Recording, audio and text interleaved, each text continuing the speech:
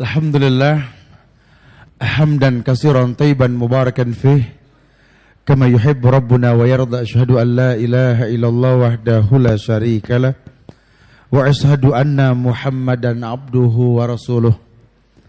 Ya ayyuhalladzina amanu taqullaha haqqa tuqatih wa la tamutunna illa wa antum muslimun. Ya ayyuhan nasu taqu rabbakumul ladzi khalaqakum min nafsin wahidah wa khalaqa minha zawjaha wa bassa minkum rijalan katsiran wa nisaa wattaqullaha alladzi tasaaluna bihi wal arham innallaha kana 'alaikum raqiba. Ya ayyuhalladzina amanu taqullaha wa qulu qawlan sadida yuslih lakum a'malakum wa yaghfir lakum dhunubakum wa may yuti'illaha wa rasulahu faqad faza fawzan 'azima. Amma ba'du fa inna asdaqal hadisi kitabullah wa khairal huda huda Muhammadin sallallahu alaihi wasallam wa syarral umuri muhdatsatuha wa kullu muhdatsatin bid'ah wa kullu bid'atin dhalalah wa kullu dhalalatin finnar. Sahabat-sahabat ma'asyiral muslimin wal muslimat yang Allah muliakan dunia dan akhirat, walhamdulillah, izin Allah mudahkan kita untuk kembali berkumpul di rumah Allah yang mulia untuk mendapatkan kemuliaan yang banyak yang dijanjikan tentunya dalam Islam, yakni berbentuk sakinah, ketenangan dalam hidup, ghasyatuhumur rahmah wa khufathumul malaikah, dijaga oleh para malaikat dan diliputi rahmat insyaallah. Iya, tanda mata dariku adalah sebuah ungkapan kalimat di mana manusia ini menginginkan memberikan yang terbaik dalam hidup. Karena jujur, orang mana yang tak memiliki masa lalu? Yang namanya manusia pasti berbuat salah. Yang namanya manusia pasti berbuat banyak kehilapan dalam hidupnya. Itulah fitrahnya manusia. Namun kita enggak bisa memakai teknik iblis dalam menilai Adam ketika dia berbuat kesalahan. Bukankah Allah Ghafurur Rahim, Allah yang maha pengampun, Allah yang maha kasih. Yang rahimnya Allah disiapkan buat orang-orang yang berdosa di akhirat nanti. Maka Islam, agama yang betul-betul mendidik manusia untuk mengerti bahwa yang terpenting akhir bukan awal. Al-amal bi khawatimiha. Amal tergantung akhirnya. Kita tidak diperdulikan dalam agama ini tentang asal muasal kitanya. Namun akhir yang terpenting, sebuah kebaikan yang kita pertontonkan dalam kehidupan. Oleh karenanya Allah utus pada setiap umat ini seorang Rasul mengajarkan kaifiatul ibadah, cara beribadah. Berharap ibadah yang kita lakukan ini akan membuat kita menjadi orang yang tertazkiyahkan. Walaula fadlullahi alaikum warahmatuhu mazaka minkum min ahadin abadan walakinallah yuzaki mayyasha. Walaula fadlullahi alaikum warahmatuhu, kalau bukan karena kemuliaan Allah, karunia Allah dan rahmatnya, mazaka minkum min ahadin abadan, kalian tidak mungkin tersucikan dengan ibadah yang kalian lakukan. Ini kan betul-betul firman Allah yang mengabarkan kepada manusia bahwa sesungguhnya manusia tak tersucikan dengan ibadah yang dia lakukan. Karena kalau cuma sekedar gugur kewajiban, orang mana yang tak mampu melakukannya? Cuma kalau berbias ibadah pada kehidupan, tidak semua orang mampu. Sehingga orang yang mengerti bahwa ibadah yang dia lakukan mentazkiyah dirinya, dia akan memberikan sebuah muqaddimah yang indah. Paling tidak yang pertama, dia kenal Allah dengan benar. Karena dia ingin beribadah kepada Allah. Zat yang tayyib, la yaqbalu illa tayyiban. Zat yang maha baik, tidak menerima kecuali yang baik. Maka biar bagaimana kalau udah urusan Allah harus yang terbaik. Enggak bisa kita yang biasa-biasa saja. Karena Allah berikan yang terbaik buat kita, ahsanut taqwim. Cuma kan memang dunia memfitnah. Ujian-ujian ini membuat kita membengkalaikan semua kemuliaan. Sehingga banyak orang yang jatuh dalam kubangan lumpur kehidupan. Ya kalau orang beriman tetap berkilau. Kalau orang yang enggak beriman kan butak urusannya, betul. Makanya orang yang paham agenda hidup, dia tahu mau kemana ini hidup. Kalau bicara ujian, manusia pasti diuji. Sehingga Ibnu Qayyim al-Jauziyah dalam kitabnya Fawaidul Fawaid, beliau memberikan banyak mukaddimah, tahapan-tahapan dalam bab tersebut tentang awal dari sebuah kesempurnaan yang orang ingin lakukan. Yang salah satunya yang dibahas, bahwa kenali Allah dengan benar. Kemudian mengenali siapa Nabi, Rasul yang diperintahkan oleh Allah untuk mengajarkan ibadah. Dia akan mengerti nanti, ternyata ibadah menasihati dirinya. Taruh bicara sholatlah yang dia lakukan. Walaupun mungkin pernah mendengar sayup-sayup ayat dibacakan, qad aflahal mu'minun alladzina hum fi sholatihim khasyun. Beruntung orang beriman. Siapa orang beriman? Orang yang khusyuk dalam sholatnya. Kok bisa khusyuk? Mungkin dia belum bisa ngebahas. Cuma dia pernah mendengar ada orang yang dikatakan beruntung dengan sholatnya. Maka coba dia maksimalkan bagaimana menggapai tingkatan keberuntungan dalam sholat. Ya, dengan mengenal Allah, sehingga dia tahu sekali kalau sampai Al-Fatihah yang dia baca ini ada dialog antara dirinya dengan Rabb yang menciptakan dia. Sehingga makin dia kenal Allah, makin dia tahu sekali bahwa Allah itu As-Samad. Lam yalid walam yulad walam yakun lahu kufuwan ahad. Tidak ada yang bisa menyerupainya. Allah itu betul-betul zat yang bergantung semua makhluk. Dia coba kaji diri. Al-Fatihah yang dia baca menimbulkan nasihat dalam dirinya, tertazkiyah. Bismillahirrahmanirrahim. Mukadimah indah, ayat yang indah disampaikan. Paling tidak bertawasul dengan nama Allah. Karena Allah sendiri yang mengatakan Allah memiliki nama yang sempurna, minta dengan nama tersebut. Dan mukadimahnya Ar-Rahman, Ar-Rahim. Dua nama yang memiliki sama arti, namun beda fungsi. Karena kalau Ar-Rahman dunia akhirat, orang kafir pun tersentuh. Bak hujan yang turun barusan, hatta orang yang enggak sholat pun merasa adem. Betul. Tapi enggak semua orang bisa menyimpulkan keindahannya. Karena banyak orang yang hujan turun tersenyum sambil berkata, Alhamdulillah, Allahumma shayban nafi'an. Bagus. Tapi ada juga pas hujan turun, ya hujan, wah kacau dah. Hujannya sama, cuma menyikapinya berbeda, gitu ya. Ya begitulah Allah turunkan ujian. Buat orang yang berilmu, ujian mendewasakan dirinya. Tapi buat orang yang tidak kenal Allah, ujian bisa membuat dia terlena. Sehingga Nabi yang mengatakan bahwa khuliqa muftanan tawwaban. Orang beriman teruji. Cuma banyak yang gak kuat dengan ujian. Tergelincir dalam kubangan dosa. Tawwaban. Tapi cepat dia kembali. Walaupun nasian, mungkin dia akan lupa. Karena orang beriman ini gak selamanya stuck imannya. Stabil imannya. Iman ini naik turun. Maka Nabi mengatakan almar'u ala dini khalili. Orang tergantung agama temannya. Jadi selain dia memang beriman, dia cari teman yang bisa bermanfaat buat dirinya. Ya kayak ceritaan Rasul dah. Anak muda yang tampan, pandai, berdagang, jujur, sidik, tablik, amanah, fatonah. Langkalah makhluk seperti beliau. Karena Allah ciptakan makhluk yang terbaik, Muhammad bin Abdullah sallallahu alaihi wasallam. Ketika dia menikah, yang dia nikahi ini wanita yang lebih tua, janda pula, betul? Ya kalau Nabi mau nyari ABG mah ngabrek, betul? Cuma yang jadi permasalahan kan Nabi bukan hanya mencari istri, dia mencari pendamping hidup. Karena setiap wanita bisa menjadi istri, tapi enggak semua istri menjadi pendamping hidup suaminya, betul? Ini Rasul pertontonkan, sehingga pilihan dia enggak salah lah. Yang pertama kali mengimani dia sebagai suami, ia istrinya. Udah enggak hitung-hitungan harta lah. Kalau cinta apapun menjadi indah. Karena memang basicnya betul, ilmu, yakin, ikhlas, jujur, bicara cinta, betul? Enggak gampang langsung ngomong cinta, padahal enggak tahu apa yang dicinta. Kalau Khadijah mencintai Rasul ya wajar lah. Lawang beliau kenal Nabi, ilmunya dahsyat.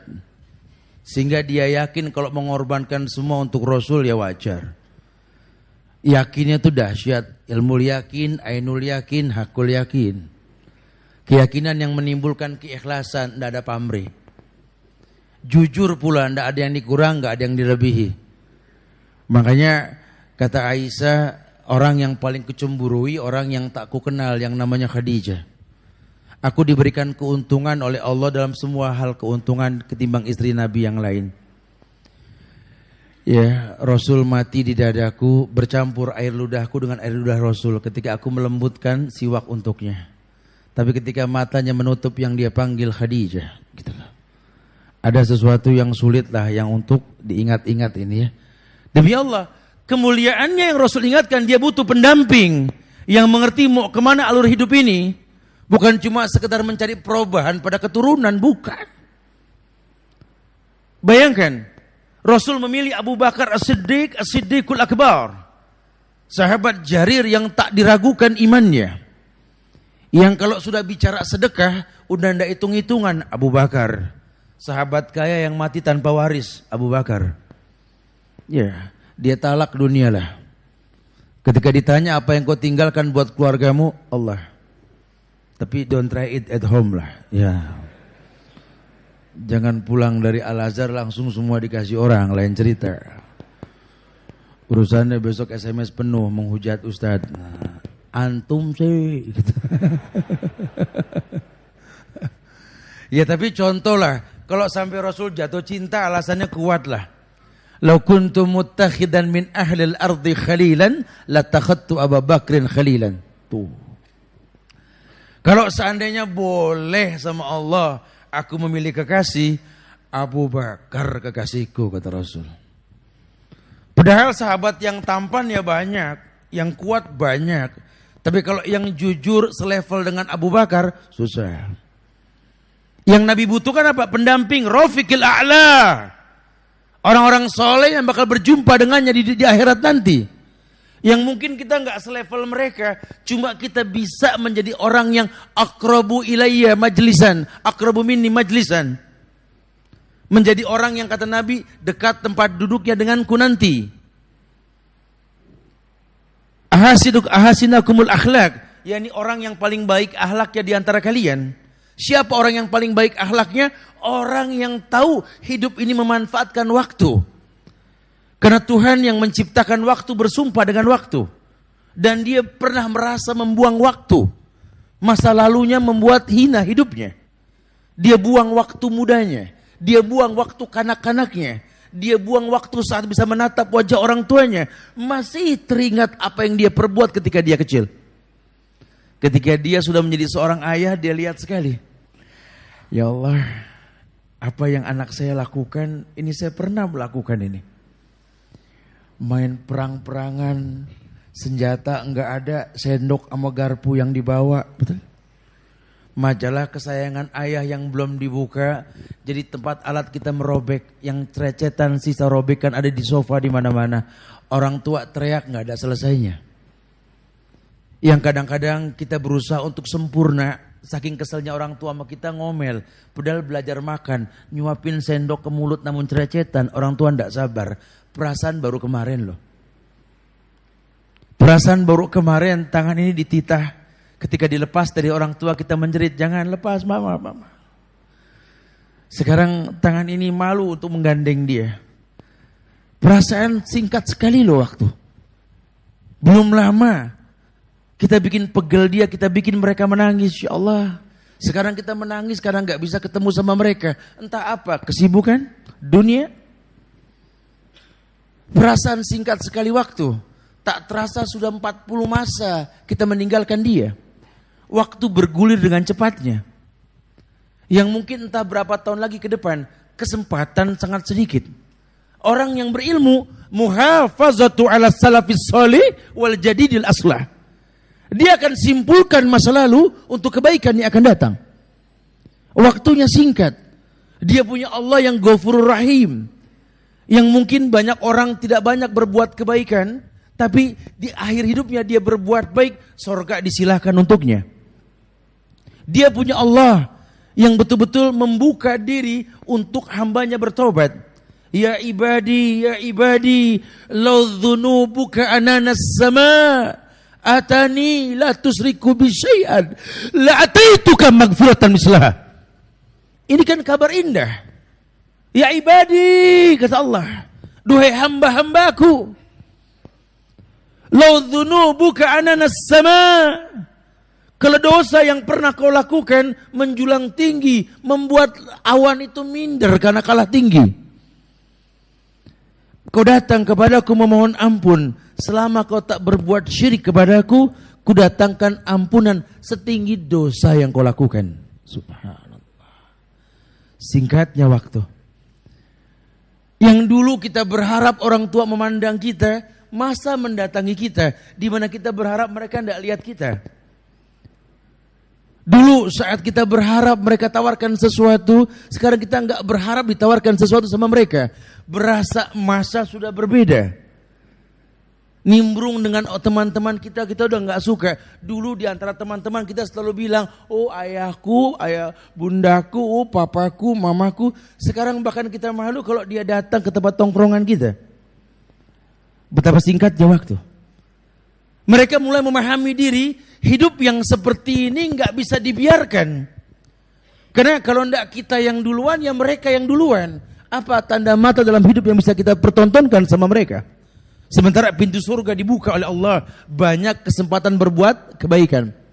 Oleh karena itu, orang yang berilmu tahu sekali.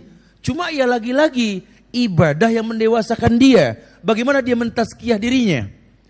Paling tidak dia kenal Allah, dia kenal Nabi Muhammad dengan benar, dan dia paham bahwa setiap kebaikan yang dia lakukan datang bersama ujian. Tapi kalau dia kenal Allah, dia tahu ujian mendewasakan dirinya. Ujian mendewasakan dirinya. Dia orang yang mengerti bahwa hidup ini ya ujian. Dia tahu sekali modalnya hidup ya haya, malu. Makanya kata ahli bahasa, al-haya asal kata dari hayun, hidup. Sehingga kalau orang masih punya malu, berarti masih hidup. Kalau orang sudah tidak punya malu, mayit. Wa mali jurhim bimaitin ilam. Dan kalau sudah bicara mayit, cuma mayit yang nggak punya malu, cuma mayit yang nggak bisa menjerit kalau dicubit, cuma mayit yang nggak bisa balas dendam. Tapi kalau orang yang betul-betul punya rasa malu, hidup, hatinya hidup. Orang tua di hadapan matanya cuma berjarak kota, cuma berjarak negara. Padahal ridhonya masih Allah siapkan di atas dunia. Cuma dia nggak bisa menggapai ridhonya. Rugi ma'anfu. Rugi. Nggak bisa meletakkan kemuliaan. Padahal kesempatan. Ini kalau bicara antara anak dengan orang tua. Atau mungkin umur yang kita sia-siakan. Ketika dia mendengar nasihat Nabi yang mengatakan, khairun nas anfa'uhum linnas. Sebaik-baik manusia yang paling bermanfaat untuk manusia lainnya. Dia flashback sedikit kehidupannya. Banyak yang dia nggak berikan manfaat pada kehidupannya. Dia takut kalau Allah sampai tanya tentang umur yang Allah berikan kepadanya. Tsumma la tus'aluna yawma idzin anin naim. Karena Allah akan tanya tentang semua nikmat. Nikmat hidup yang pernah kau rasakan. Dia coba kritisi, ya Allah. Betapa banyak waktu terbuang, kemubaziran yang dia pertontonkan, yang terkesan dia anak baik yang tak tergoda setan, padahal perbuatannya mubazir, membuang waktu, membuang kesempatan, rugi. Kalau kerugian sudah dirutinkan, ya dubillah wa na'udzubillah. Ini yang Nabi Adam mengatakan, Rabbana zolamna anfusana, wa in lam taghfir lana wa tarhamna lanakunana minal khasirin. Ya Allah, kami telah berbuat zalim. Kalau seandainya kau tak ampunkan kami akan tergolong orang yang rugi. Kenapa? Karena enggak bisa tazawwad. Wa tazawwadu fa inna khairaz zadi taqwa. Karena enggak bisa berbekal. Padahal sebaik-baik bekal ya takwa. Kalaupun dia bekerja, dia enggak mengerti bekerja untuk apa. Sehingga dia enggak pedulikan halal dan haram. Kalaupun dia bergaul, dia nggak paham arti sebuah sahabat dalam hidup. Sehingga asal sahabat, yang penting ada teman. Kalaupun dia menikah tanpa agenda hidup. Ya ketimbang masuk kategori geng lika-liku, gitu loh. Lika-liku laki-laki yang tak laku-laku, gitu ya. Mendingan asal dapat dah. Aduh, dapat juga dah, gitu ya. Kenal, enggak, yang penting dapat aja dulu, gitu ya. Terus sama dia berdua mau ngapain, kayak, gitu ya. Enggak ngerti, enggak jelas mau kemana. Enggak paham bahwa rumah tangga ini akan menelurkan anak-anak yang membuat bangga Muhammad sallallahu alaihi wasallam. Padahal Nabi memerintahkan kita, an-nikahu min sunnati faman ragiba an sunnati falaysa minni. Nikah ini sunnahku. Orang yang enggan dengan sunnahku bukan dari golonganku. Tazawwadul wadudul walud fa inni mukatsirun bikumul umam yaumil qiyamah. Menikahlah kalian dengan wanita yang penuh cinta dan rasa kasih sayang yang banyak. Karena aku akan berbangga dengan banyaknya umat. Umat yang mana? Lawang agenda hidupnya enggak jelas. Pemimpin rumah tangga enggak paham kalau dia pemimpin. Hidup diatur sama pasangan. Perempuan tidak berfungsi sebagai pendamping hidup, sebagai partner hidup, malah menjadi hakim dalam hidup. Yang tadinya sama orang tua dekat, ya Allah, dengan pernikahan sekarang jauh. Padahal orang tuamu itu mirip sama kamu, tingkat cemburunya itu 20.000 voltase. Yang kamu anggap kamu menikah hidup tentram, dia nyaman ngelihat kita, enggak. Panjang mata orang tua nunggu anaknya yang dulu mana. Kok jadi anteng di rumah. Ini orang tua lagi batuk. Cuaca berganti dari panas ke hujan. Fisiknya makin lemah. Pengen diopenin. Di depan rumahnya ada toko buah. Pengen beli buah. Kita gak ngopen sama sekali. Kita nunggu orang tua sakit dulu baru bawain roti yang pakai gambar kitiran Belanda. Betul? Orang tua sehat boro-boro dibawain. Nunggu orang tua sakit dulu kita bawain parcel buah. Dengan pernak-pernik ala seniman tukang buah gitu loh. Buah pir 2 kepala merak. Masya Allah. Sunbread pisang kayak buntut merak, betulnya. Ada anggur di kiri kanan, jeruk di pojokan pisang, Masya Allah. Orang tua dibawain, mah, makan mah. Lagi gak nafsu, orang lagi sakit. Kata maknya kemarin sehat lo gak bawain gitu. Nunggu mak sakit, ini mah ente bawa, ente juga yang makan, kata si mak begitu. Yang untung abang no, kenapa gemuk nungguin orang sakit makan mulu. Gemuk amat bang, aku mah sakit, gitu katanya. Ini penyakit nih di kita ya. Panjang mata loh. Demi Allah, apa nunggu seperti itu baru kita datang? Cobalah sekali-kalilah tatap orang tuamu ketika tidur, coba tatap. Tengok dia, jenguk dia lah. Ketika dia sakit, tak sakit apa, melemah badannya. Tengok dia coba. Tak usah dibangunin. Lihat coba. Subhanallah. Ya, sabab rahmat yang Allah turunkan di atas dunia karena ridho mereka. Sedang terkulai lemah. Orang yang menjadi pintu surga dalam hidupmu, kau sia-siakan begitu saja.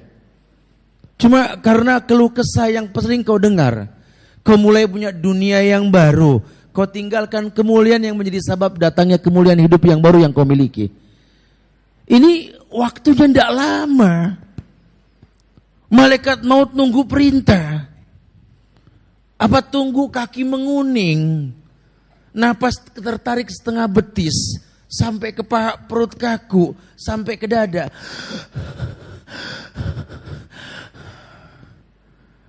Baru kita mengatakan, mama la ilaha illallah, la ilaha illallah, la ilaha illallah. Inna ruh idza qubida tabi'ahul basar. Kau akan saksikan ruh ketika dicabut, mata yang bakal ngikut. Selesai sudah. Kesempatan dapat ridho hilang. Kemuliaan dalam hidupmu berkurang satu. Apa artinya harta yang kau cari? Apa artinya keindahan kendaraan yang kau miliki? Sudah tidak lagi bisa membuat senyum ini lebar ngelihat wajah anak yang lucu. Ridhonya Allah telah hilang dalam hidup kita. Manusia yang pernah menyiapkan 11 maaf karena 10 dosa yang pernah kita lakukan. Manusia yang pernah menyiapkan 101 ampunan buat kita karena 100 dosa yang kita lakukan. Demi Allah, masa bergulir sebentar lagi. Kapan kita mulai berpikir sebuah tanda mata indah dari kita untuk mereka? Kita pertontonkan, paling tidak kita permudah jawaban doa yang pernah dia panjatkan. Rabbi habli minas salihin. Ya Allah, berikanlah kepadaku anak yang soleh. Mungkin kita tidak punya talenta dalam kehidupan. Cuma paling tidak jadi anak yang soleh. Anak yang tahu sekali bahwa orang tuanya ini makhluk yang kalau sudah mati, putus semua hubungan kecuali 3. Sedekahnya waktu hidup, ilmunya yang bermanfaat, doa anak yang soleh. Tidak ada yang disedekahi, dia orang tua yang miskin. Ilmunya pun gak sebanyak kita. Hafalan Quran orang tua kita gak sebanyak kita. Saya sering sampaikan dengan bahasa yang mudah. Kerudung istrimu lebih panjang ketimbang kerudung ibumu di desa sana. Janggut suamimu, demi Allah, tak pernah dikalahkan oleh panjang janggut ayahmu. Tapi berlian hati mereka tak pernah bertanding bersaing dengan yang lain. Enggak pernah ada yang mengalahkan kemuliaan hati mereka. Subhanallah. Allah dekatkan kehidupan dengan kita, berharap manusia mulia, dan yang paling gampang mendapatkan kemuliaan ya ini. Yang kalau ini orang sudah ridho, dunia mana yang sulit kita ambil, Allah akan permudah. Emas yang di dalam bumi pun, berlian yang di dalam batu pun, kalau ridhonya orang tua sudah kita miliki, wallahi mudah Allah berikan sama kita. Karena untuk menghayalkan baiti jannati, rumahku sorgaku, itu tidak perlu rumah yang besar. Yang bilang baiti jannati siapa sih? Rasul. Rasul yang ngomong baiti jannati, rumahku sorgaku. Pernah lihat rumah Rasul gak yang dia bilang baiti jannati?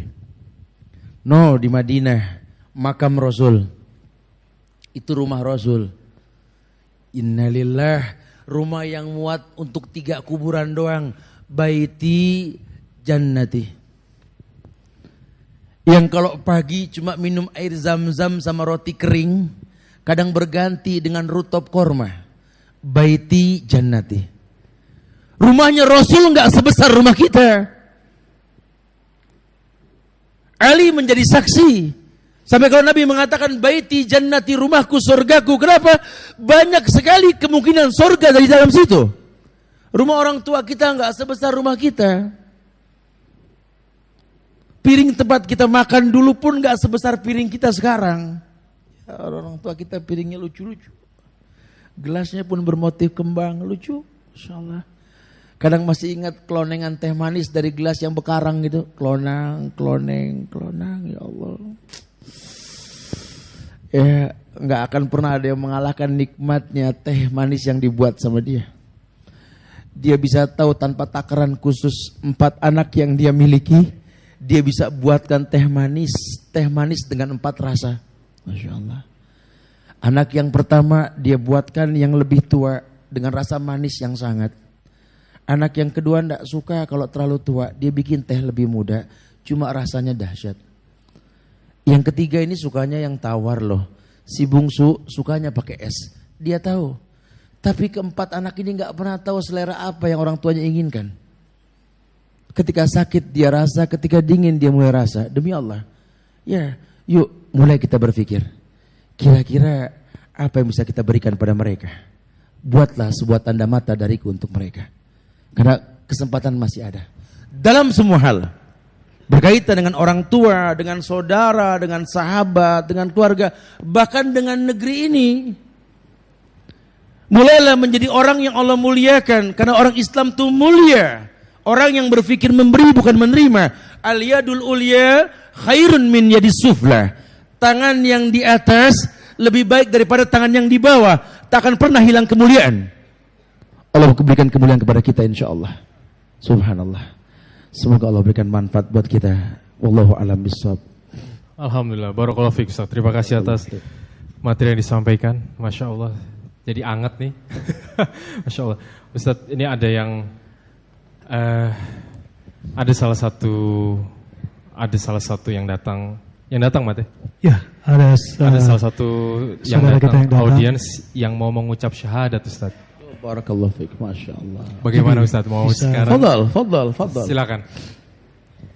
Masya Allah. Mungkin ini juga adalah tanda mata Ustaz ya, Masya Allah. Barakallahu fiik. Fadal. Silakan. Oke. Barakallahu fiik, Masya Allah. Fadal. Baik, Masya Allah. Kifalak, sehat, Masya Allah. Siapa nama antum? To Kun Sen. Nama asli Cina saya To Kun Sen. To Kun Sen. Nama sekolah saya Thomas. Oh, Masya Allah ya. Benar seperti yang Anda dengar dari Akhi Nafani bahwa antum pengen mengucap syahadat. Iya Pak Ustadz. Apa alasan antum ingin mengucap syahadat? Masya Allah. Saya ingin berpindah ke keyakinan yang benar Pak Ustadz. Apa alasan antum ingin berpindah? Selama ini tanpa saya sadari, saya telah mensekutukan Tuhan. Agama semula saya itu agama Buddha. Sewaktu kecil itu saya lahir, di akte lahir saya itu sudah tertera agama Buddha. Itu bukan agama yang menjadi pilihan hati saya. Setelah saya dewasa sekarang ini, saya berpikir sendiri. Selama ini saya melihat di tontonan, terutama itu di siaran TV Trans 7, itu sama Pak Ustadz Maulana. Itu selalu saya dengar ceramah-ceramah beliau begini. Jangan engkau mensekutukan Tuhan. Jangan engkau menyembah berhala. Karena itu tidak benar. Nah dari situlah saya sadar. Saya coba mencari tempat. Saya coba mencari masjid. Beberapa hari yang lalu itu saya sampai ke Masjid At-Taqwa. Tapi sampai di situ saya disuruh kembali hari Jumat. Akhirnya saya coba pulang. Di jalan menuju pulang saya coba masuk ke sebuah masjid lagi. Itu di Masjid Pajak. Nah sampai disitulah saya dituntun sama beberapa bapak-bapak yang dari kantor pajak ke sini Pak hari ini. Alhamdulillah. Ya, semoga Allah berikan mulia buat antum insyaallah ya. Ya, jamaah yang Allah muliakan, satu bukti bahwa kalau Allah ingin memberikan sebuah tanda mata indah kepada kita, bahwa hati anak Adam ini di antara dua jari Ar-Rahman. Antum tahu konsekuensinya kalau orang sudah mengatakan asyhadu alla ilaha illallah wa asyhadu anna Muhammadar Rasulullah, adalah harus menghapus semua Tuhan, menetapkan hanya Allah. Antum harus mandi besar, antum harus berkhitan setelah ini. Siap melaksanakan itu? Siap Pak Ustaz. Ikuti perkataan saya, asyhadu alla ilaha illallah. Asyhadu alla ilaha illallah. Wa asyhadu anna Muhammadar Rasulullah. Asyhadu an la ilaha illallah. Asyhadu an la ilaha illallah. Wa asyhadu anna Muhammadar Rasulullah. Asyhadu an la ilaha illallah. Asyhadu an la ilaha illallah. Wa asyhadu anna Muhammadar Rasulullah. Wa asyhadu anna Muhammadar Rasulullah. Barakallahu fiik. Semoga Allah berikan kemuliaan buat antum insyaallah. Semoga Allah muliakan. Ya, satu lagi umat Islam bertambah yang semoga Allah berikan kemuliaan ke depannya insyaallah. Jamaah yang Allah muliakan, satu bukti bahwa Allah berikan kemuliaan yang banyak buat kita manakala hidayah mendatangi kita insyaallah. Buat kita yang sudah lama beragama Islam, ya jangan lupa bahwa ada orang yang tergiur dengan Islam karena Islam menawarkan bukan kesyirikan. Maka kalau sampai masih ada orang Islam yang masih mau berbuat syirik, demi Allah kerugian buat dirinya. Wallahu a'lam. Barakallahu fiik Ustaz. Alhamdulillah telah kita saksikan tadi ada saudara kita Ustadz ya, telah menjadi saudara kita yang telah Allah berikan hidayah untuk memeluk agama yang benar di muka bumi ini, dan insya Allah kita akan menjadi saksi-saksi dari apa yang beliau ucapkan tadi. Dan kita masuk kepada sesi tanya jawab sekarang seperti biasa. Serius semua nih. Oke, silakan dari sister side dan brother side yang mau bertanya, kami persilakan. Pak Dirman di bawah jatahnya kak, wah. Pak Dirman lagi. Tapi Masya Allah malam ini kita dapat ibroh ya. Nanti karena ini seputar masalah bagaimana kita menanggalkan dulu waktu kita zaman kita sebelum taubat, kemudian kita taubat, dan ternyata Allah kasih ibroh yang besar malam ini. Oke, yang di sana yang pakai kaos berdiri bisa tolong mic-nya agak cepat. Dan insya Allah setelah pertanyaan ini akan ada momen khusus dari Ustadz. Ustadz nanti akan memberikan pertanyaan yang seperti tadi kita ucapkan di awal ya, Dam ya, insya Allah ya. Dan silakan jawab dari sister brothers kali ya kita. Dari brothers nanti. Ya. Pertanyaan khusus brothers nanti Ustadz akan kasih pertanyaan, nanti siapkan jawabannya mungkin setelah dijawab ini ya. Okay. Silakan nama dan tinggal di mana. Assalamualaikum Pak Ustadz. Nama saya Livo dari Cirende. Dari siapa Mas? Livo dari Cirende. Livo. Kami sering dengar manusia yang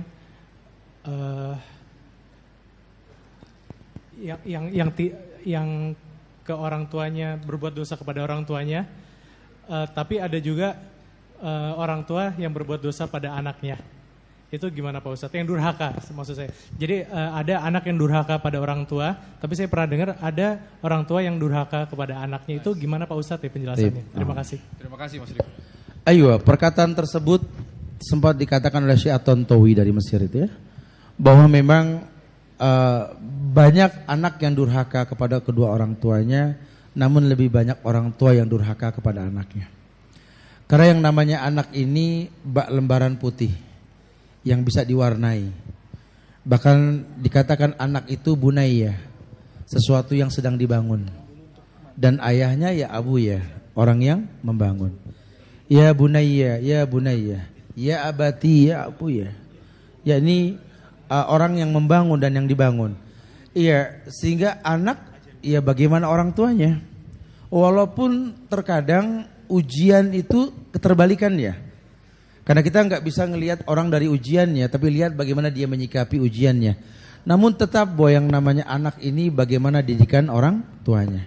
Kalau orang tuanya mungkin membiasakan dia untuk menjadi anak yang berbakti kepada kedua orang tua dengan metode pencetakan generasi robbani, ya akan terbiasa. Adanya keterbukaan, tahu fase-fase kehidupan anak. Ada saatnya anak ini meniru orang tuanya. Ada saatnya ini anak berusaha untuk mempraktekkan yang dia tahu. Ada saatnya dia membuat sesuatu yang baru. Ada fasenya. Tapi secara umum dalam Islam itu kita diperintahkan menjadikan orang tua kita sebagai sahabat.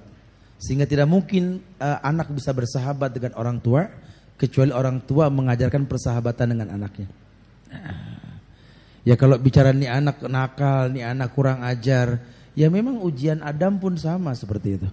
Tapi kan nggak jadi hina Adam dengan ujiannya. Kalau bicara anak Pak Ustadz ini dipanggil kok malah berlari, malah berbuat yang aneh-aneh. Ya ujian Nabi Nuh pun sama, tapi kan nggak jadi hina Nuh dengan ujiannya, betul. Sehingga ini yang dimaksud bahwa mungkin banyak orang tua yang durhaka kepada anak atau anak durhaka kepada orang tua. Tapi manakala orang tua teruji oleh anak, tetaplah menjadi orang tua buat dia karena tidak ada bekas anak. Memang terkadang orang tua yang bermanfaat buat anak. Tapi kalau kebalikannya, anak yang teruji dengan orang tua yang tidak baik, Allah ciptakan kita melalui mereka tidak main-main. Pasti ada hikmah di balik ini semua. Mudah-mudahan melalui kita akan banyak manfaat buat mereka insyaAllah. Masya Allah. Ustaz, giran Ustadz kayaknya tanya, ini ada hadiah yang bisa diambil di bawah, memang gak bisa dibawa ke atas hadiahnya. Apa hadiahnya? Surprise. Dan satu lagi, alangkah baiknya kalau ada saudara-saudara kita nanti di sini yang memberikan hadiah kepada saudara kita tadi nanti tafadhol menghubungi langsung ya. Karena itu sebagian dari apa ya? Dari dari apa keharusan kita ya ketika Iya. ada orang bersyahadat kita kasih hadiah. Kasih hadiah, Kita karena- kasih kebutuhan dia, kita cukupi kebutuhan Ya, dia. sunnah. Sunnah dalam Islam itu ya Rasulullah bahkan memberikan godimah lebih banyak kepada orang-orang yang terpincut hatinya dengan Islam. Maka boleh nanti kita kumpulkan untuk memberikan hadiah kepada beliau. Semoga kesan awal itu indah buat beliau dengan Rabanian sini Masya insyaallah. Allah, barakallah. Silakan Ustaz. Iya. Pertanyaannya sebenarnya kalau disimak setiap kajian ini bersambung karena saya suka menyambungkan kajian-kajian yang sedang dibahas. Iya. Pertanyaannya satu namun tiga di dalamnya, yakni apakah orang beriman juga berbuat dosa? Bagaimana akhlak orang beriman saat dia berbuat dosa? Berikan dalil. Nah, kalau boleh diulangin Ustaz. 3 pertanyaan Ustaz ya. Satu pertanyaan. Oh, satu cuma pertanyaan. tiga isinya. Apakah orang beriman juga berbuat dosa? Iya. Lalu bagaimana akhlak orang beriman saat berbuat dosa? Yang ini agak gede nih. Dalilnya apa? Dalilnya apa? Saya sering sampaikan Tunjuk karena tangan yang tinggi. Yang tunjuk tangan. Tapi sesuai sama hadiahnya loh Ustaz hadiahnya ini. dahsyat. Bisa Oke. Boleh, Bapak. Yang mana nih? Ini. Bapak boleh? Boleh? Oke, kita ada 1, ada 2 nanti. Oke, ganti-gantian Nanti- kali ya? Ya, gantian. Silakan. Ini seru nih. Oke, silakan Bapak. Mau diulang pertanyaan Bapak mungkin? Karena ini 3 in 1 nih pertanyaannya. Oke, silakan Bapak berdiri Bapak. Namanya Bapak, sebutkan nama dan dari mana? Nama saya Sabar Hidayat dari Depok, Masya Kota Allah. Kembang. Sama dong kita Depok Pak. Ya, Silakan Bapak Sabar Hidayat. ya orang beriman memang banyak berbuat dosa ya. Cuman ketika dia berbuat dosa dia tidak terasa. Itu yang sering disebut penyakit ujub. Kalau bukan karena gua masjid ini nggak jadi loh, itu udah buat dosa dong, Pak Ustadz menurut saya. Ya, desa itu aja. Dalilnya? Dalilnya saya nggak bisa. Oke. Cuma saya dengar Gimana ceramah Ustaz? seperti itu. Iya, yang lain dulu. Yang lain dulu. Mana? Kita coba bandingkan Ada yang di belakang jawabannya. mungkin ya? Antum. Yang belakang. Ya, belakang sepertinya semangat. Terima kasih Bapak ya. Oke, mic-nya Oke. itu yang tadi ya saya lihat Masya Allah. duluan terlebih dahulu dia menunjuk Oke. tunjuk tangan ya. Ini hostnya nggak boleh tunjuk tangan? Emang bisa? Nggak juga. Silakan. Silakan, berdiri silakan. Berdiri nama. Nama dan dari mana? Assalamualaikum warahmatullahi wabarakatuh. Waalaikumsalam warahmatullahi wabarakatuh. Nama Ana Bilal. Oke, Bilal. Dalilnya kullu bani Adam khata'un wa khairu khata'in at-tawwab. No. Yang jelas Yang ya, jelas dong. Ada hadiah. Kullu bani Adam khata'un wa khairu khata'in at-tawwab. Itu dalil. Tapi jawaban yang pertamanya apa? Karena ada 3 in 1 tadi itu. Jawabannya Ada 3 pertanyaan, ada 3 jawaban dari 1 pertanyaan. Mau diulang nggak? pertanyaan pertama tadi Mau diulang? Apakah setiap orang yang beriman itu melakukan dosa Aha. dan bagaimana adab orang Akhlaknya. akhlaknya orang yang melakukan dosa itu? Tinggal 2 lagi loh. akhlak yang melakukan dosa dia langsung ingat pada Allah dan bertaubat. Oke, 1 lagi berarti. Yang pertama tadi Yang pertama, apakah orang beriman juga berbuat dosa?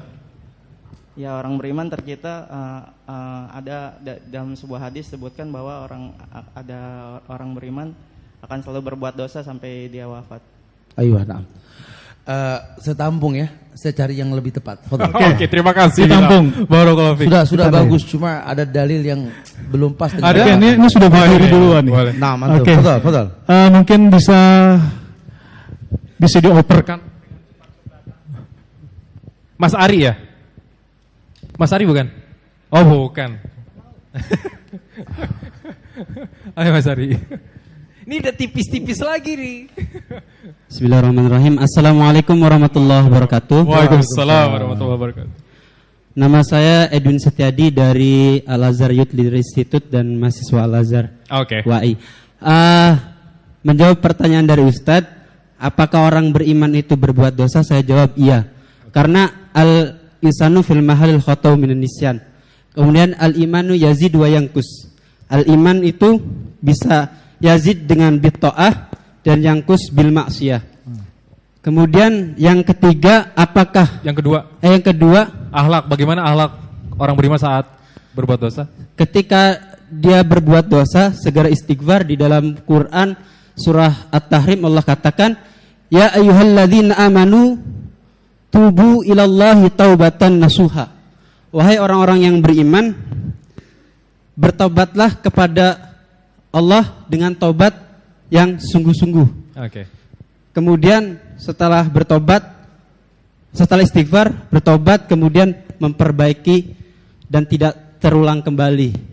Begitu. Kayaknya dalilnya nggak usah ditanya ya, karena udah dalil semua tuh tadi. Nah, Dalilnya? Dalil yang terkait pertanyaan pertama, Ustadz, yang bahwa memang manusia itu dalil yang berkaitan dengan akhlak orang beriman ketika berbuat dosa. Akhlak orang beriman ketika dia berbuat dosa. ketika orang beriman berbuat dosa, dia harus menyesali sepenuh menyesali dengan sedalam-dalamnya, dan dia berkomitmen untuk tidak berbuat yang salah lagi gitu, seperti yang dulu. Ya, gitulah. Mungkin itu saja. Ada siapa lagi kesempatan? Fadol. Boleh. Fadol. Ada siapa lagi yang mau coba? Yang mau coba? Mau coba siapa lagi? Ayo, okay. Betul. Oke. Sister side mungkin Ustaz. Sister side. Sister side, silakan. Boleh. Sekali tapi sister side ya, silakan.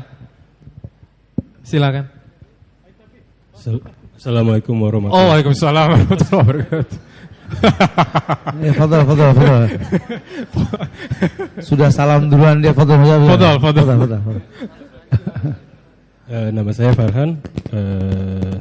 Apa namanya Mas? Sorry. Nama saya Farhan. Farhan, oke Mas Farhan silakan. Orang beriman menganggap ujian tidak membuat orang beriman lupa akan agamanya.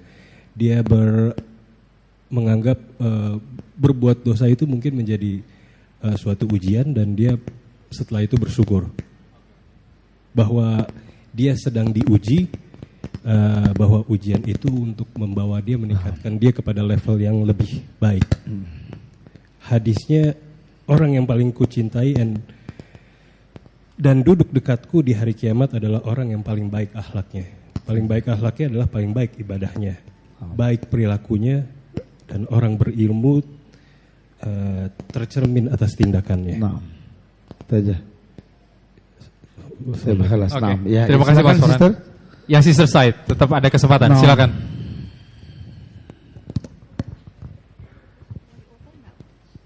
Ini emansipasi banget nih Ustaz. Silakan sister side. Iya, fadal.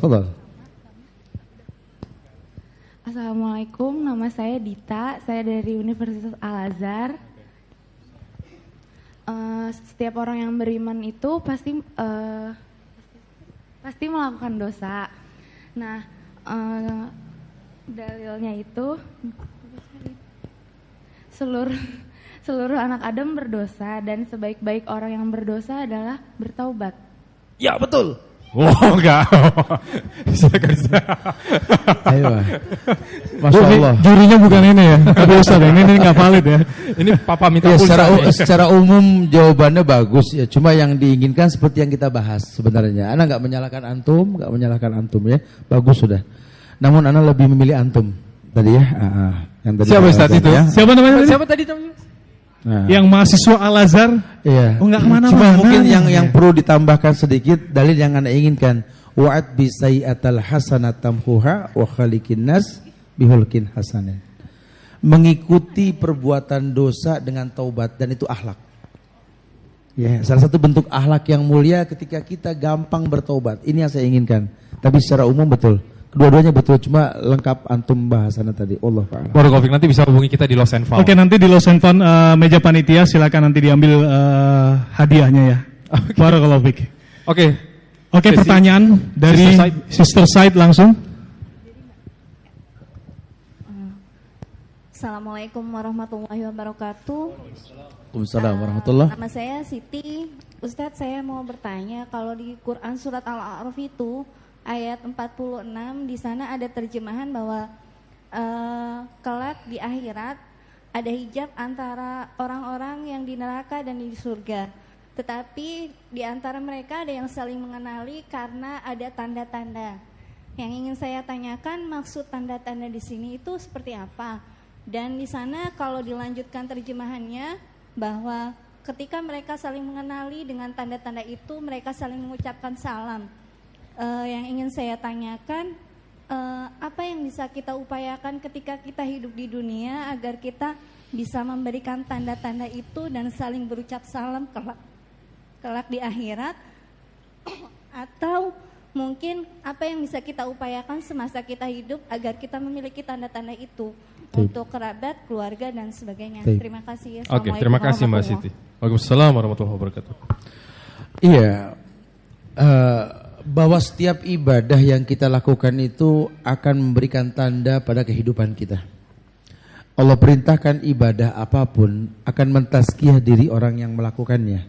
Ini yang istilahnya simah, ada bekas. Ada bekas orang sujud di keningnya tampak, bekas sujud.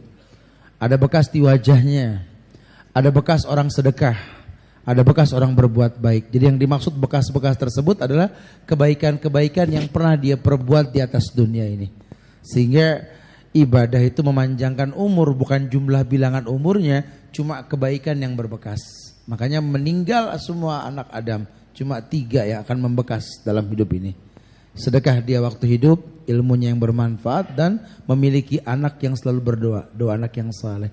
Jadi banyak sekali bekas-bekas tersebut yang akan membuat kita mengetahui tentang bekas-bekas tersebut.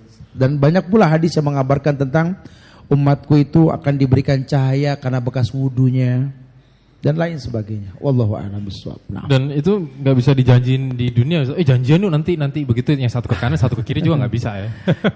Iya, wallahu a'lam bishawab. Tapi yang pasti setiap kebaikan itu Allah akan berikan kemuliaan. Kenapa? Karena Allah la yudiu amalal mu'minin. Allah tidak pernah menghapus kebaikan orang beriman. Wallahu a'lam. Barakallahu fiik Ustaz. Silakan. Masya Allah, sudah berdiri langsung. Ada langsung berdiri. Oh. Ya, silakan. Ya, silakan, ada mic mungkin yang di sana langsung. Oke, ditunggu. Masih nanti sister side karena waktu kita masih lumayan ya sesi tanya jawab ini ya. Masih lumayan, jadi sabar. Assalamualaikum warahmatullahi wabarakatuh. Oke, silakan. Waalaikumsalam warahmatullahi. Silakan. Silakan sister side. Bismillahirrahmanirrahim. Assalamualaikum warahmatullahi wabarakatuh. Waalaikumsalam. Tanda mata dari Mustad. Saya teringat dengan kata-kata Jalaluddin Rumi yang mengatakan bahwa jangan tancapkan batu nisanmu di atas tanah, tapi tancapkanlah batu nisanmu di hati-hati manusia. Pertanyaan saya Ustadz seperti ini. Di dalam mempelajari ilmu, kita melihat betapa akhlak itu sangat mempengaruhi. Mungkin saja kita banyak mengetahui agama, tetapi di dalam hal akhlak itu kita melihat tidak tercermin, Ustadz. Tidak tercermin dengan pengetahuan yang diperoleh, yang kita peroleh, dengan akhlak yang kita perlihatkan kepada sesama manusia. Pertanyaan saya adalah, apakah di dalam Al-Quran ada kriteria untuk mempelajari ilmu? Apakah hati kita dulu yang dibersihkan, kemudian kita belajar ilmu, atau seperti apa, Ustadz? Terima kasih. Assalamualaikum warahmatullahi wabarakatuh. Waalaikumsalam warahmatullahi wabarakatuh. Iya. Penyair boleh membuat sebuah syair ya tentang kemuliaan akhlak, dan yang dimaksud dengan syair tadi, tancapkan batu nisanmu di hati-hati manusia, ini artinya bekas-bekas kebaikan di hati manusia tentang kebaikan yang kita lakukan. Ya, dalam Islam agama ini menggiring kita untuk berilmu sebelum beramal. Surat Muhammad ayat 19, buka tafsirnya nanti. Fa'lam annahu la ilaha illallah. Fa'lam ij'al nafsakum aliman bil ilmi. Jadikan dirimu berilmu tentang la ilaha illallah. Karena ulama sering sekali menekankan tentang amar ma'ruf nahil mungkar secara umum ketika kita bisa menegakkan tauhid. Karena kalau seandainya kita berbuat banyak kebaikan tapi kita nggak bisa mentauhidkan Allah, tidak ada kebaikan sama sekali. Jadi justru di Islam ini ditekankan pertama kali untuk kita mengerti dan paham kebaikan yang akan kita lakukan sehingga akan memiliki bekas dalam kehidupan ini, yakni tegakkan la ilaha illallah. Itu perkataan Allah ketika Nabi Musa bertanya, Ya Rabbi, alimni syai'an adzkuruka wa ad'uka bih. Wahai Tuhanku, kata Musa, alimni, ajarkan kepadaku tentang sesuatu yang aku bisa mengingatmu. Wa adzkuruka bih, ya aku bisa mengingatmu. Kata Allah, ya Musa, qul la ilaha illallah. Katakan ya Musa, la ilaha illallah. Saat itu Musa balik bertanya, kullu ibadika yaquluna hadza. Bukankah seluruh hambamu berkata la ilaha illallah? Karena dulu orang mengatakan la ilaha illallah cuma batasan rububiyah. Apa kata Allah, ya Musa?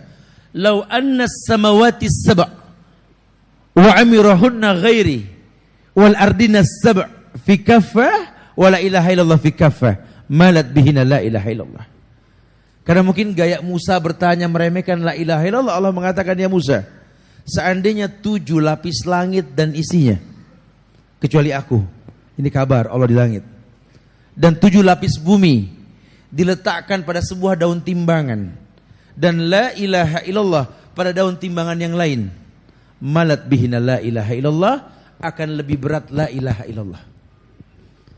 Ya, jadi tidak ada kebaikan dalam Islam sebelum kita menegakkan la ilaha illallah.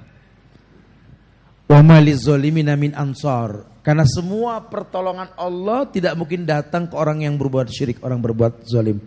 Maka yang paling baik dalil dalam Quran ini, berilmulah tentang la ilaha illallah. Wallahu a'lam bishawab. Kalau yang tadi Ustaz misalnya sudah beribadah gitu tapi tidak merefleksikan ibadahnya, tidak mencerminkan perilaku sebagai seorang muslim gitu. Aywa. Ya, karena memang dia tidak berilmu tentang ibadah tersebut. Bayangkan getar terasa dalam hati pemimpin-pemimpin kafir ketika ditawarkan surat Nabi. Dan Nabi jelaskan apa itu Islam. Dan mereka nggak bisa menyalahkan karena benar semua. Bahkan sahabat menyaksikan dulu orang Yahudi, orang Nasrani melihat muka kami, para sahabat bisa masuk Islam. Ini jarang dibahas oleh sejarah. Bahkan Huzaifah ibn Yaman, ini pakar dagang ini, orang kaya, sohibus sirri. Beliau mengatakan dengan tegas dalam hadis yang sahih. Apa kata Huzaifah ibn Yaman? Inna kunna fi jahiliyah wa fi syarrin wa ja'ana Allah bihadzal khair. Dulu kami pernah hidup zaman jahiliyah dalam keburukan. Jahiliyah dibilang dalam keburukan. Padahal orang-orang Arab jahiliyah hartanya, istrinya, semuanya memperbanyak anak, memperbanyak harta itu kebanggaan buat mereka. Tapi mereka mengatakan wa fi syarrin, kami buruk. Wa ja'anallahu bihadzal khair. Allah datangkan kepada kami al-khair, dan ulama sepakat mengatakan al-khair al-Islam. Dibatasi semuanya. Dan mereka merasa indah dengan batasan-batasan tersebut kalau mereka berilmu. Nah, di kita ini kan banyak yang tidak berilmu tentang batasan. Sampai ketika orang laki disuruh tipiskan kumis, panjangkan janggut, berat. Disuruh jangan pakai celana yang isbal, berat. Perempuan mulai pakai kerudung, hati aja dulu Ustaz yang dikerudungin, ya Allah. Kita bilang copot tuh hati, pakein bergok, mati tuh orang gitu loh. Ya berat terasa, padahal agama ini yusrun, kemudahan, bukan sesuatu yang berat. Wallahu a'lam. Barakallahu fiik Ustaz. Silakan. Oke. Yang tadi. Oke. Ada yang sudah pegang baik, langsung nama dan tinggal di mana. Assalamualaikum warahmatullahi wabarakatuh. Nama saya Iksan dari Kalibata. Pak Ustadz menanyakan yang kata Pak Ustadz tadi, bagaimana akhlak seorang yang beriman dalam melakukan dosa. Salah satunya adalah ketika dia melakukan dosa, dia bertobat. Salah satu akhlak. Nah, kalau saya menemukan satu lagi ayat, saya pernah tahu menyatakan bahwa jangan pernah engkau mendekatkan salatku jika kamu bermaksiat. Menurut Ustadz, bagaimana orang yang berilmu menanggapi dua hal itu sebagai saya beriman, saya melakukan dosa, dan salah satu akhlaknya saya bertobat, tapi di satu sisi di ayat lain jangan pernah mendekati salatku selagi saya masih membuat maksiat. Menurut Ustadz gimana? Oke, korelasinya mungkin ya. Oke, Ustadz. Allahu a'lam bishawab, ya. Tetapi memang bukan menurut saya, pakai bahasa ulama kali ya, karena saya bukan ulama ini. Justru salah satu bentuk kebaikan dalam Islam ini adalah bentuk taubat buat orang yang berbuat dosa.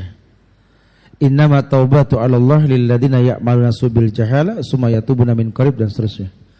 bahwa taubat yang Allah terima itu adalah orang yang pernah berbuat salah dengan kebodohan. Kemudian setelah dia berilmu, dia tinggalkan kesalahan dan dia bertobat.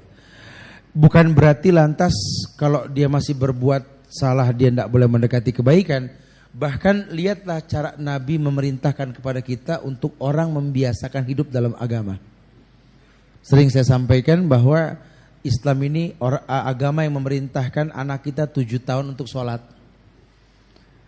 Ya, kalau sudah 10 tahun dia nggak sholat pukul. Padahal anak 10 tahun nggak sholat nggak dosa. Kenapa dipukul? Karena memang terjemahannya bukan pukul, itu jaminan. Bahwa 7 tahun sampai 10 tahun terbiasa sholat, jaminan dia tidak meninggalkan sholat. Agama ini butuh kebiasaan. Kita sering kumpul malam Kamis begini. Waktu yang bercerita nanti. Ya, ada kebaikan yang banyak dalam kebiasaan kita. Bahwa ternyata kebiasaan-kebiasaan yang dirutinkan dalam hal kebaikan akan berbias pada kebaikan. Al-ada, al-muhakamah. Kadang kebiasaan-kebiasaan baik menjadi hakim dalam hidup kita. Jadi justru para ulama menerjemahkan orang ini disuruh biasa berbuat baik. Walaupun mungkin dia masih berbuat dosa.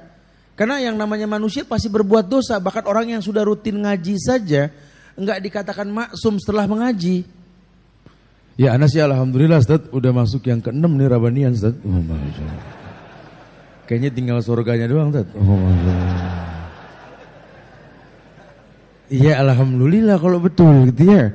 Cuma nomor telepon antum berapa gitu ya. Bertemu sama orang gak berdosa kita gitu ya.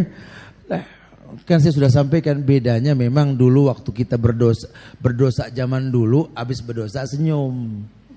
Kalau sekarang tetap kita berbuat dosa karena nggak bisa menghindari dosa.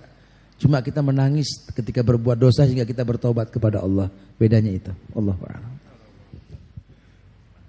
Barakallahu fiik Ustaz. Dan kalaupun berbuat dosa lagi jangan minder gitu Ustaz. Maksudnya Allah tetap kasih pengampunan. Ayuh, nah, selama memang dia lakukan bukan karena kesengajaan. Ya, kalau sengaja berbuat dosa ini yang haram dalam Islam. Ya, sehingga apa yang kita jelaskan di beberapa kajian yang lampau bahwa tidak dikatakan kafir illa man ukriha wa qalbu mutmainnun bil iman kan? Tidak dikatakan orang ini kafir kalau dipaksa kafir. Karena dia terpaksa melakukannya. Nah, bicara keterpaksaan ini Anda dengan Tuhan, enggak dengan manusia. Sehingga kita enggak bisa menjadi hakim buat orang lain. Dia enggak benar Ustaz agamanya Ustaz. Kenapa? Salatnya di rumah mulu Ustaz. Gitu ya. Mana kita tahu sebabnya? Kita nggak pernah tahu. Ini orang ngaji terus cuma kerudungnya kecekek, kerudung gantung diri. Nggak bisa jadi hakim. Mana kita tahu kalau dia pakai panjang mungkin dia nggak kuat hujatan atau apa?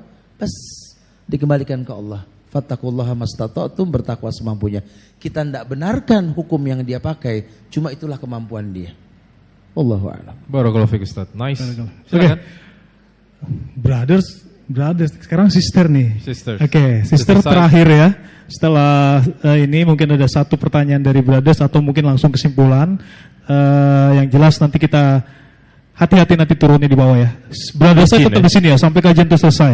Dan yang jelas yang patut kita bikin kita sedikit berbangga bahwa kajian kita ini banyak dihadiri oleh mahasiswa ya. Anak-anak muda ya mahasiswa Al-Azhar, tapi bukan Mesir ya. Bukan, dari sini ya. Kok ini dosennya? Iya, bahkan mahasiswa dari Arab pun ada yang hadir di sini ya. Oh, insyaallah dia ikut. Oke, lanjut sister satu kalau ada pertanyaan langsung. Ya. Assalamualaikum warahmatullahi wabarakatuh. Assalamualaikum. Nama saya Maya dari Pondok Kelapa. Yang mau saya tanyakan, Ustadz, jika ada seorang manusia Islam dan tapi di hatinya ada sedikit keraguan tentang kebenaran Tuhan dan kebenaran Islam, apakah dia sudah murtad? Dan apakah dia, misalnya dia dianggap murtad, apakah dia bisa kembali lagi ke Islam?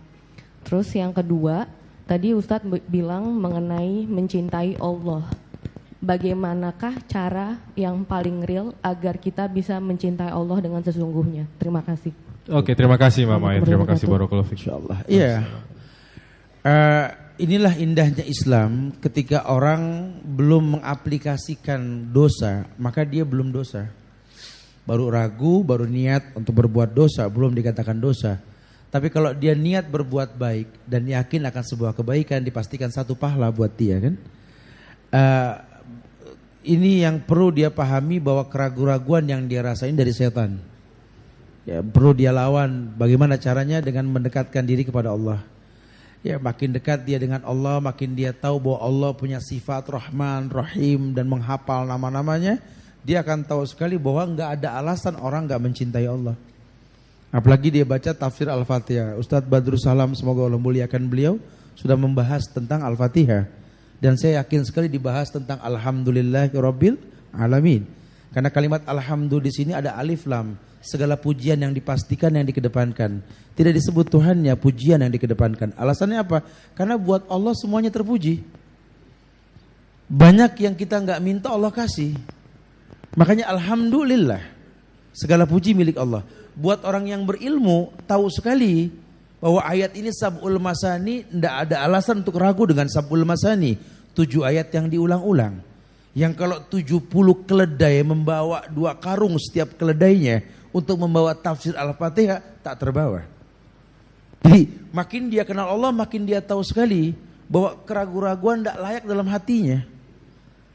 Berapa banyak orang-orang yang dulu itu berilmu dalam dunia, ketika dia tahu tentang Allah, malu dia dengan dunianya. Karena yang dia butuhkan bukan apa yang dia miliki, tapi apa yang dia pahami dalam Al-Quran. Dzalikal kitabu la raiba fihi hudan lil muttaqin. Dia berusaha menjadi orang yang bertakwa untuk tertunjuki dengan Quran, sehingga hatinya bergetar ketika Quran dibacakan. Wallahu a'lam bishawab. Nah. Oke, Masya Allah. Baik. Mungkin itu adalah pertanyaan yang terakhir dan kami persilakan untuk Sister Said untuk turun terlebih dahulu. Sekali lagi demi menghindari ikhtilat atau bersentuhan antara laki-laki dan perempuan. Brother Said, tolong tetap di sini, stay down.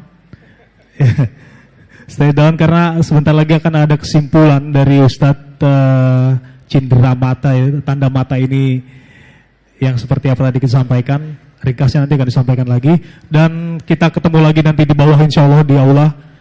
Silakan Ustadz. Tayyib. Tanda mata dariku ini harus betul-betul diagendakan dalam hidup kita. Kita yang tahu apa yang pernah kita perbuat. Dan kita tahu bahwa ada orang yang sangat mengasihi kita, yang punya sejuta maklum buat kita ini, menanti tanda tersebut. Dia orang yang tak pernah meminta namun menanti kemuliaan tersebut. Oleh karena itu, mulailah kita bermuhafazah diri, menyimpulkan masa lalu yang buruk untuk kebaikan ke depan. Walaupun mungkin tersisa waktu. Tapi Allah Ghafurur Rahim, dan Allah sangat menantikan kemuliaan tersebut. Semoga Allah muliakan kita insya Allah. Oke, barakallahu fiik. Terima kasih Ustaz atas waktunya, atas penjelasannya.